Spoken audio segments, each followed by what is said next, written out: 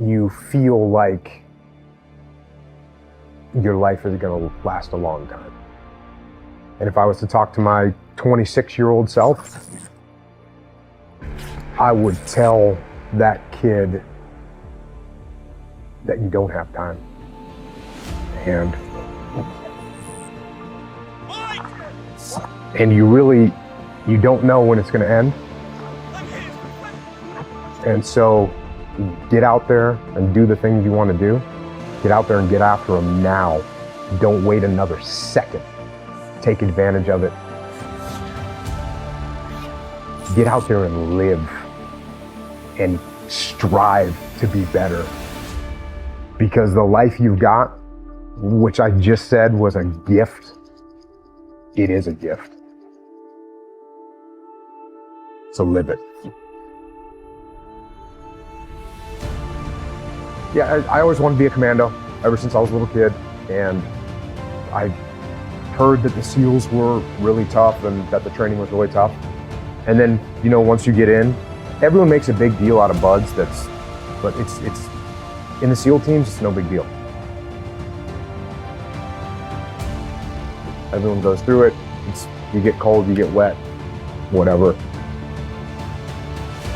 You do a bunch of push-ups and pull-ups and dips. Anyone that gets to the SEAL teams and does deployments overseas and has a real career, they're not talking about buds training. It just doesn't mean it. I had a guy that was, NCAA water polo team captain champion. He quit. And I had a guy that was an Olympic alternate gymnast, and he quit. Just because someone's a good physical athlete, it doesn't mean that they're a good SEAL. Because being a good SEAL is a lot more than just being a good athlete. Being a good athlete is like the baseline. And it's everything that you learn to do after that. A good leader, a guy that's tactically sound, a guy that makes good decisions, a guy that's good under pressure, a guy that doesn't ever give up on trying to accomplish a mission. Those are the things that make a good SEAL. Everything in my life, when something got hard, I quit. If it was reading, that's where I wasn't great at reading, I wasn't great at writing, so I just quit. I couldn't catch on as fast as you. I had to work harder than you, so I quit. I wasn't great at things, so I quit. I'm not good at this. Like, man, if I could just go that distance, that extra mile, to just go, just to finish. I want to finish. I want to feel victory. And victory for me wasn't winning, it was just finishing. So I said, you know what? If I could feel like these guys feel, it would change my life. But what I realized, the best feeling I had was when I was by myself trying to lose this weight. I had to lose it in literally less than 3 months. 106 pounds in less than 3 months. And literally, I started feeling victory just by putting myself in the battle. It wasn't about going to Navy SEAL training. It wasn't about being the 23rd guy in that chair. I started realizing, man, just by going to war with myself every day and putting these challenges and these goals and these obstacles, these insurmountable obstacles. So it wasn't about losing 106 pounds. Me losing 5 pounds was an accomplishment. Me losing 10 pounds and then 50 pounds. And then the more I did this, the more I gained confidence. And then the more I gained confidence, the more I realized these guys can't do what I'm doing right now. I had no coach, had no trainer, had no money. I didn't know how to lose weight. I had no knowledge of what I was doing. I was just working. I was just sacrificing. And then through that, all these different tools started coming up. But I would have never found these tools if I didn't put myself in a very uncomfortable place. We all look for toughness. We all want it, but we look for it in a comfortable environment. Imagine you go from studio executive to studio executive, from agent to agent, from manager to manager, and they all said exactly the same thing. Now that's very encouraging, isn't it? But you know something? I didn't give a shit. Because I believed that I can be a leading man. I believed that I could be another Clint Eastwood. or another Burt Reynolds, or another Warren Beatty, whatever those characters were, Charles Bronson and so on. I believed that I could be those people. I said, there's enough room on that ladder that I can fit up there. And I looked back again and learned from what I learned in sports. In my case, in bodybuilding. It's all about the hard work that you put in.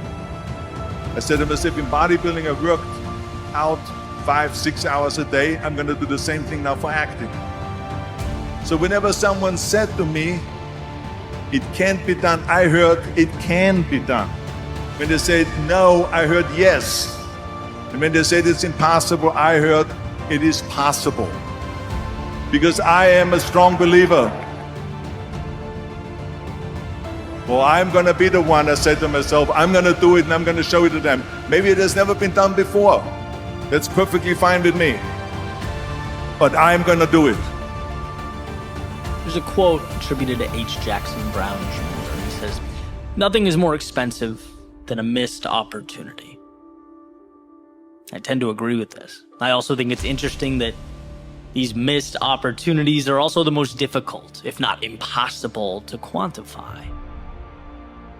And so if you think about our common understanding of progress or growth, it's a sacrifice. Right? It's doing X brings us Y.